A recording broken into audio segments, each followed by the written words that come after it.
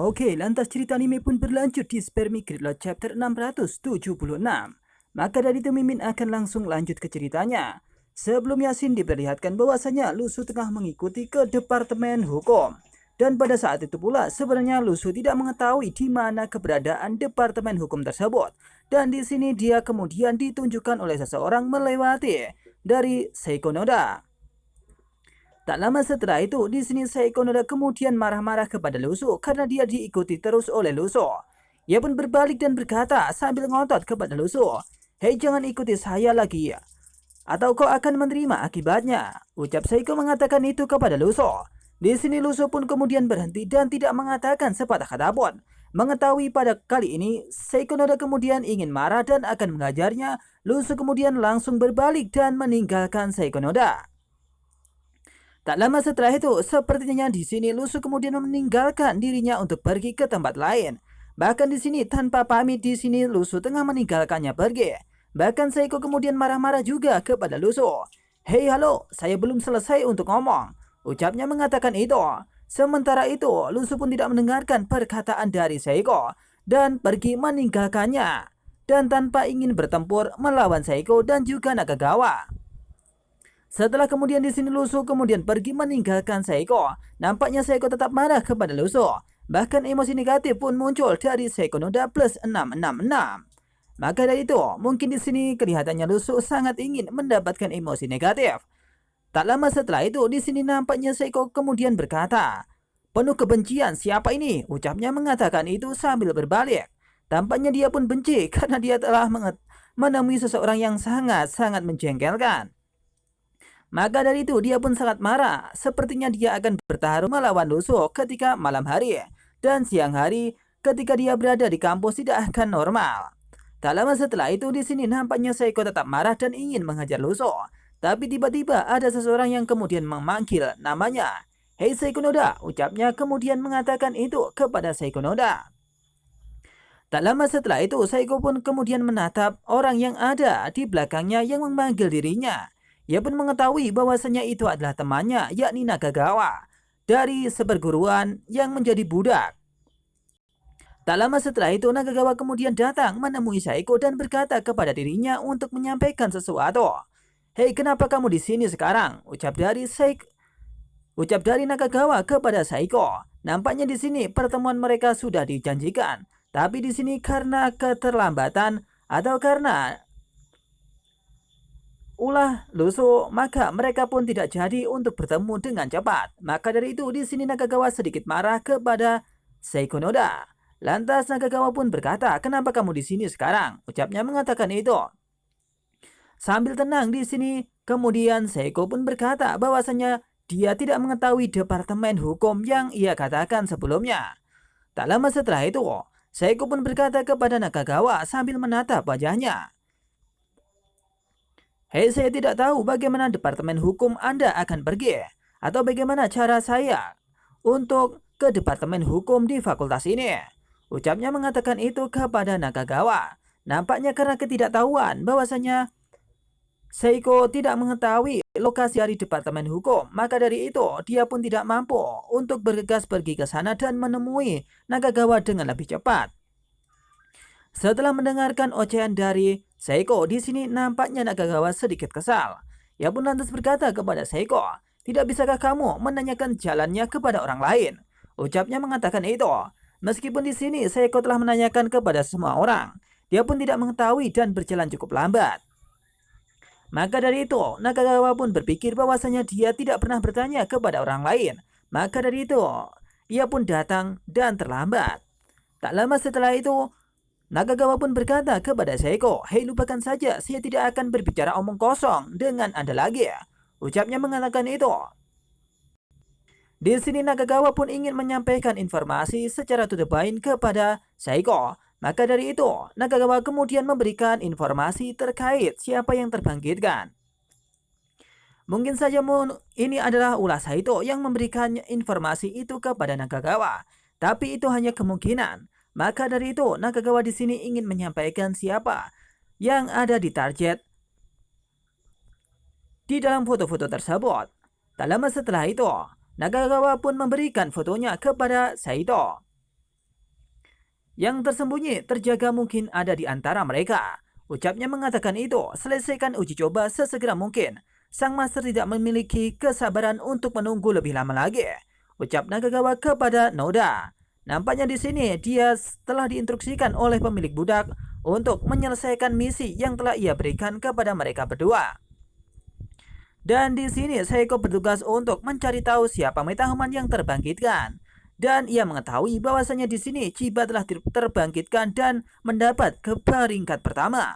Maka dari itu mungkin saja yang disasar kali ini adalah Chiba dan dijadikan budak oleh pemimpin mereka. Setelah mendengarkan perkataan dari Nakagawa, nampaknya di sini Seiko pun berkata, bagaimana mungkin Nakagawa mengatakan itu adalah seorang master.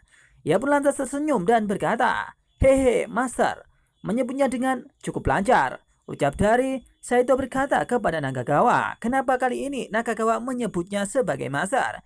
Padahal sebelumnya tidak mengatakan hal seperti itu. Mungkin ini sesuatu yang kelihatannya baik. Setelah mendengarkan perkataan dari Seiko, di sini nampaknya Nakagawa pun berpikir sesuatu. Bahwasanya di sini Seiko kelihatannya cukup sombong. Padahal di sini ya peringkatnya hanya peringkat ketiga. Apakah mungkin itu sesuai dengan ekspektasinya? Tak lama setelah itu, di sini Nakagawa kemudian tersenyum dan berkata kepada Seiko, jika Anda bisa menghilangkan jejak itu, saya mengagumi cara Anda berbicara sekarang. Ucap dari Nakagawa berkata kepada Seiko dan memberikan gambarnya atau foto-fotonya kepada Seiko. Nampaknya di sini Nakagawa pun berpikir bahwa Seiko itu cukup sombong atau mungkin dia cukup kuat untuk mengatakan itu. Setelah di sini Seiko menerima foto-foto tersebut, dia akan mencarinya dan akan menuju ke tempat lain yang telah ditujukan oleh Nakagawa. Tak lama setelah itu Nakagawa kemudian pergi meninggalkan Seiko dan dia pun berkata kepada Seiko, hei, omong-omong, Anda harus mampir ke Kementerian Sains dan Teknologi dan memberitahu Suzuki Sun untuk tes tersebut. Ucapnya mengatakan itu agar dia menuju ke Fakultas Sains dan Teknologi untuk memberitahu seseorang. Setelah mendengarkan perkataan dari Nakagawa, nampaknya di sini Seiko pun masih kesal kepada Lusu dan juga Nakagawa yang seenaknya sendiri mengatakan itu. Tapi di sini mereka berdua adalah teman, maka tak pas jika mereka harus bertarung. Setelah beberapa saat kemudian, scene kali ini diperlihatkan bahwasanya Lusu kemudian pergi ke toilet. Nampaknya di sini Lusu pun memikirkan sesuatu, jalan untuk menemui siapa sebenarnya metahuman yang terbangunkan. Apakah itu benar Chiba, Mahiro atau seseorang yang lain? Tak lama setelah itu Lusu kemudian masuk ke dalam toilet dan akan berganti wajahnya seperti sesuai yang dikatakan oleh Zhong Yutang. Setelah kemudian di sini Lusu pun kemudian masuk ke dalam toilet tersebut dan berkata dalam hatinya, saya sudah menemukan Hidden Walker terlebih dahulu. Ucap dari Lusu mengatakan itu. Dia pun lantas mengatakannya lagi, yang harus Anda lakukan sekarang adalah mengintai dan menunggu ikan besar mengambil umpannya. Ucap Lusu mengatakan itu kepada dirinya. Nampaknya Lusu sudah memikirkan strategi yang bagus. Dan dia akan mengambil dan memberikan umpan kepada seseorang yang akan ia tangkap. Tak lama setelah itu Lusu pun membuka topengnya dan kali ini dia akan mengganti wajah atau mengganti rupa dengan seseorang mahasiswa yang lain dan akan mengintai dari jauh.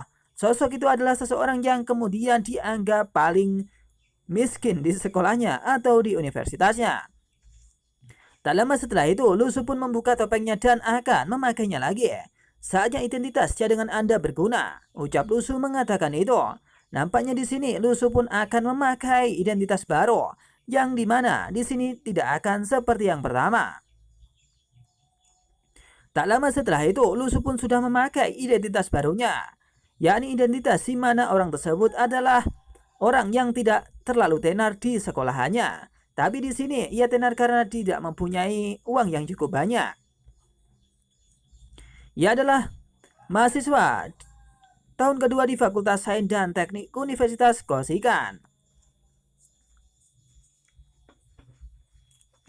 Setelah selesai di kamar mandi, nampaknya di sini mahasiswa tersebut kemudian ingin pergi meninggalkan toilet dan menuju ke suatu tempat di mana dia akan menemui orang-orang untuk mengintainya dari jauh.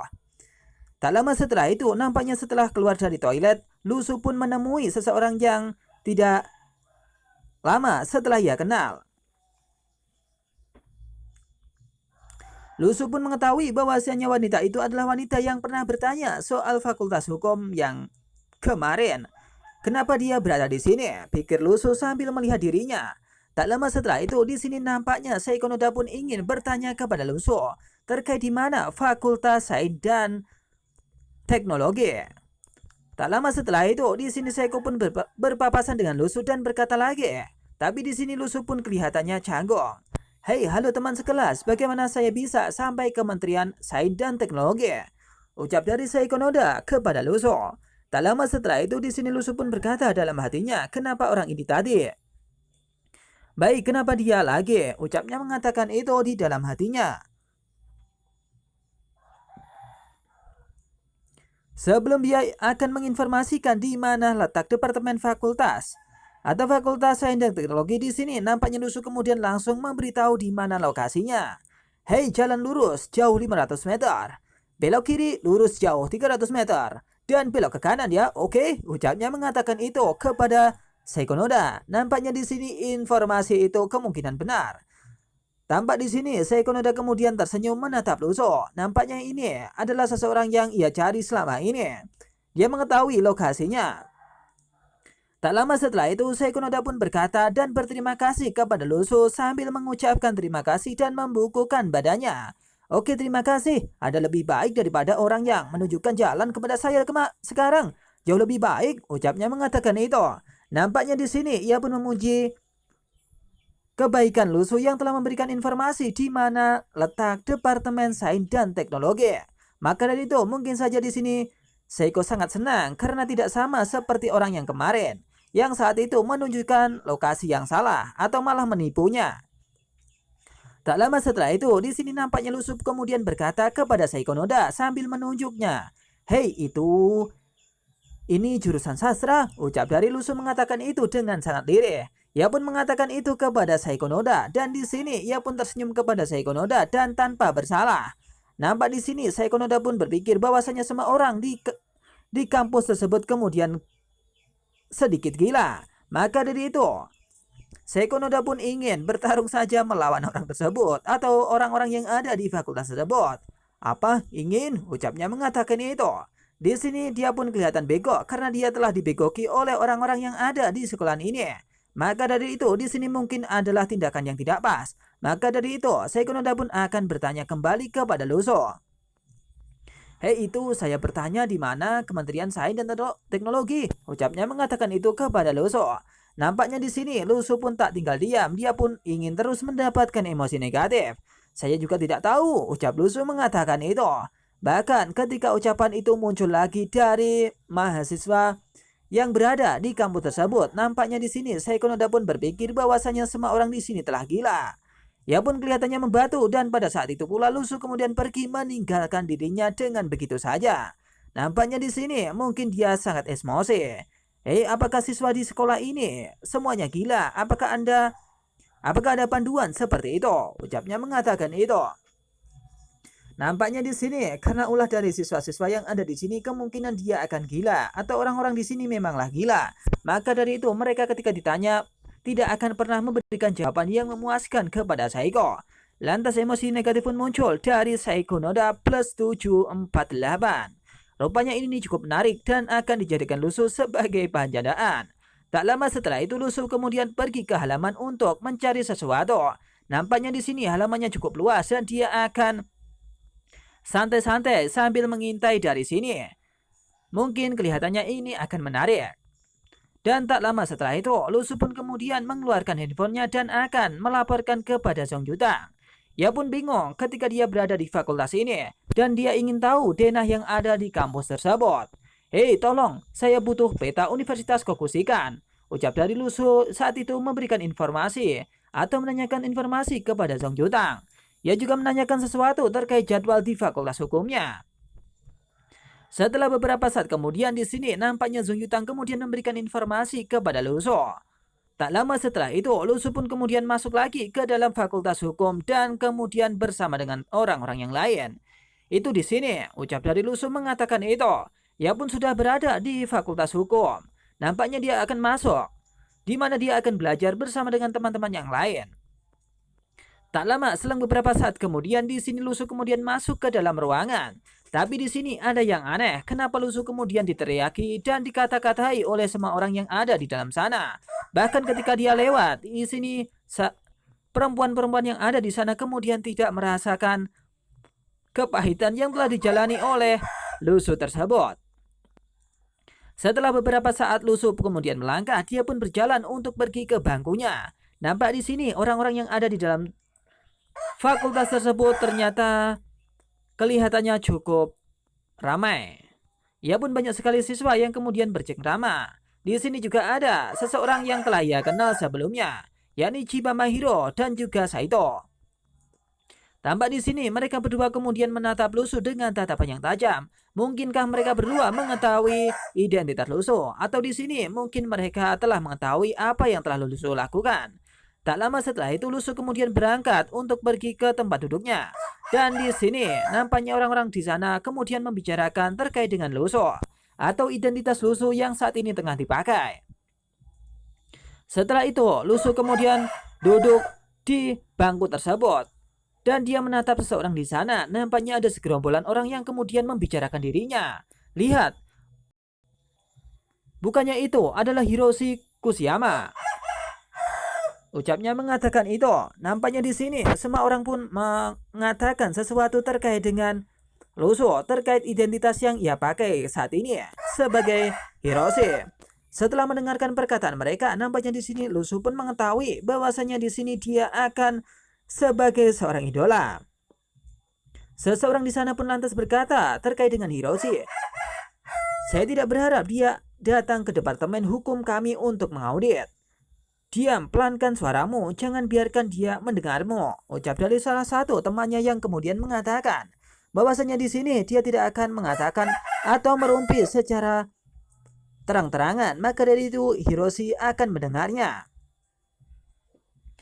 Di kampus ini semua orang pun dapat masuk ke departemen manapun, asal mereka kemudian memberikan izin bahwasanya dia akan mendapatkan mata pelajaran di dalam sekolahan atau di dalam ruangan tersebut. Maka dari itu semua orang pun bebas dan ingin mendapatkan mata kuliah apapun mereka pun bisa. Setelah beberapa saat kemudian di sini nampaknya Lusu curiga dengan identitas yang saat ini dia pakai. "Apa baca semua orang membicarakanku?" ucap dari Lusu mengatakan itu. Nampaknya semua orang pun kemudian membicarakan dirinya. Dan pada saat itu pula Lusu pun curiga. Ia pun lantas berkata lagi dalam hatinya, "Apakah Hiroshi Kushiyama ini terkenal di sekolah?" Ucapnya mengatakan itu dan memikirkan sesuatu. Ia pun sebenarnya ingin bertanya langsung kepada Song Yutang, siapa sebenarnya Hiroshi. Tak lama setelah itu di sini nampaknya Lusu kemudian membuka handphonenya dan dia pun berkata kepada Song Yutang, "Apa mungkinkah dia seorang idola?" ucapnya mengatakan itu. Lusu mengetahui bahwasanya dirinya tak terlihat sangatlah rupawan. Kenapa di sini semua orang membicarakannya? Maka dari itu di sini Lusu kemudian menghentikan sesuatu kepada Song Yutang. "Hei Song Yutang, apakah di sini identitas baru saya adalah seorang idola?" Ucap Lusu mengatakan itu. Ia pun mengatakan bahwasanya apakah mungkin Hiroshi adalah seorang idola di sekolah? Ucapnya mengatakan kepada Song Yutang. Ia pun ingin tahu siapa sebenarnya Hiroshi. Kenapa di sini dia sampai dikatakan atau dibicarakan oleh semua orang di dalam kelasnya. Tak lama setelah itu nampaknya Lusu kemudian terkaget karena ada seseorang yang kemudian membicarakannya. Bahkan di sini ada seseorang yang datang kepada dirinya. Mungkinkah itu seseorang yang ia kenal? Tak lama setelah itu seseorang kemudian datang untuk menghampiri Hiroshi. Nampaknya ini adalah seseorang yang kemarin telah mau berkencan dengan Hiroshi dan dia menjampakkan Hiroshi dengan begitu saja.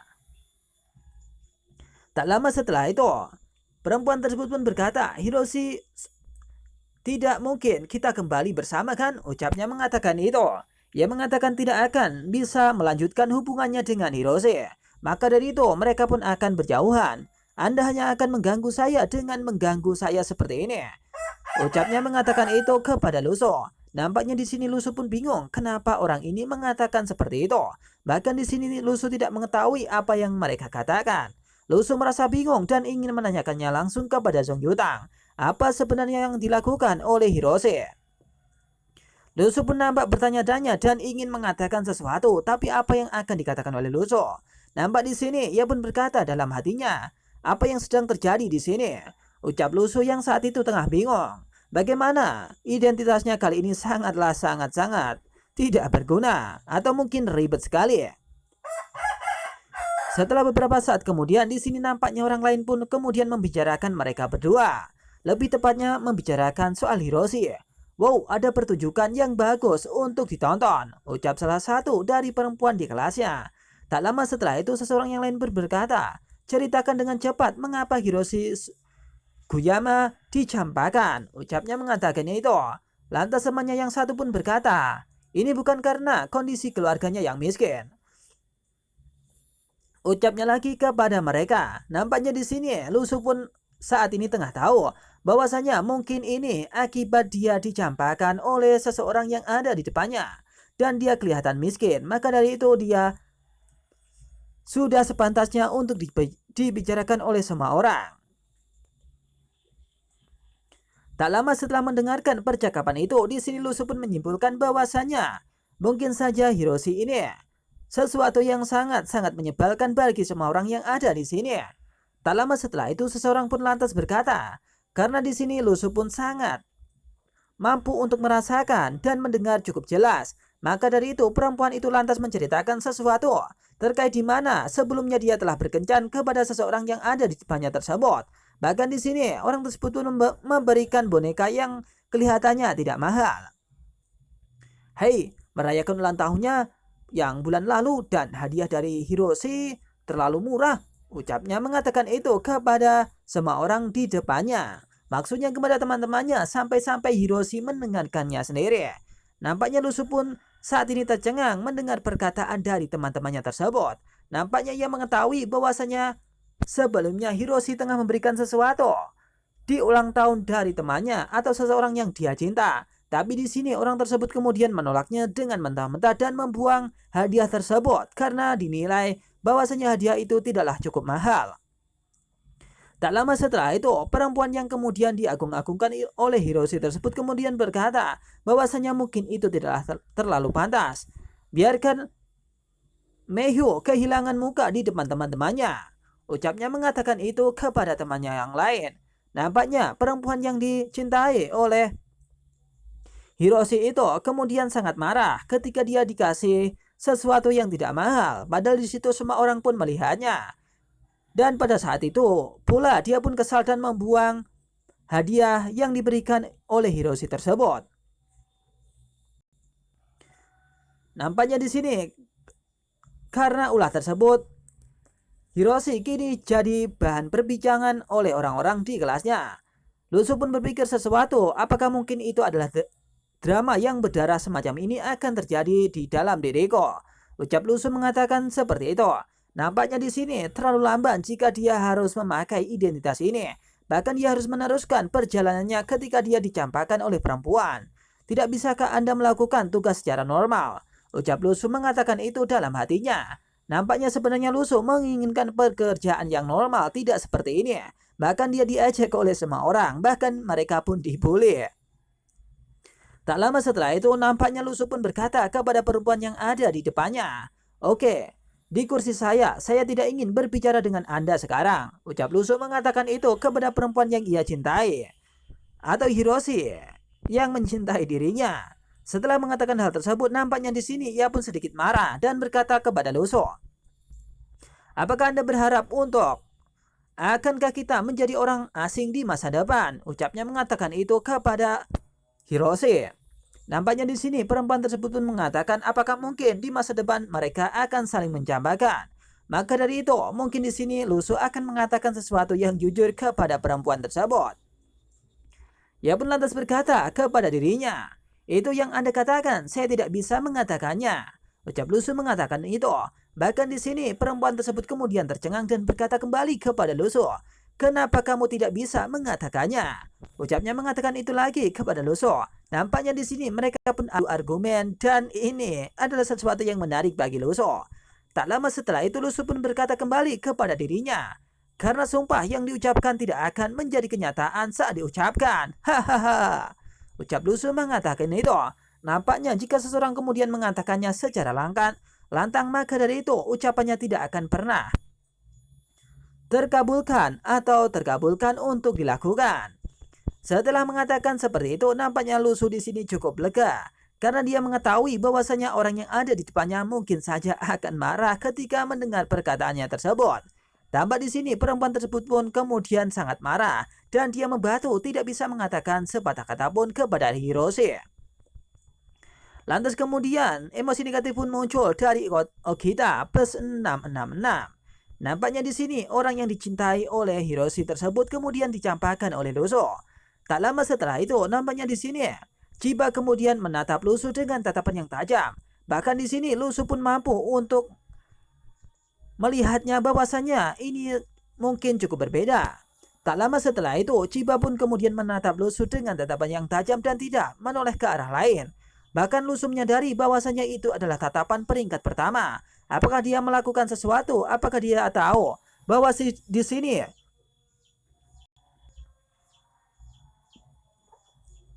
dia hanya menyamar menjadi Hiroshi saja? Tak lama setelah itu perempuan tersebut pun kemudian menatapnya kembali. Nampak di sini tatapannya yang cukup tajam. Bahkan Lusu pun berkata dalam hatinya, "Kenapa Chiba Mahiro terus menatapku seperti itu?" Ucapnya dalam hati. Nampaknya di sini Lusu pun memikirkan bahwasanya Chiba Mahiro mengetahui identitas aslinya. Maka dari itu mungkin ini akan gawat. Dan Lusu pun terus diam saja dan tidak mengatakan sepatah kata pun. Selang beberapa saat kemudian di sini grup dari Senji kemudian datang ke sekolahan tersebut. Nampaknya di sini Senji pun mengetahui bahwasanya tempat ini adalah tempat di mana mereka akan menemukan metahuman yang baru atau metahuman peringkat pertama. Maka dari itu semua orang pun nampaknya panik ketika semua orang pun melihat ke arah bawah dan itu adalah mobil dari koleksi dewa. Semua orang kemudian menatap ke arah bawah dan mereka mengetahui bahwasanya itu adalah konvoi dari Senji. Lihat, ini konvoi dari Senji, ucap mereka secara bersama-sama mengetahui bahwasanya ada segerombolan orang yang kemudian akan datang ke sekolah mereka. Dan cerita pun berakhir di sini, akan dilanjut di Spermicrit Lot chapter yang selanjutnya. Terima kasih, semoga terhibur.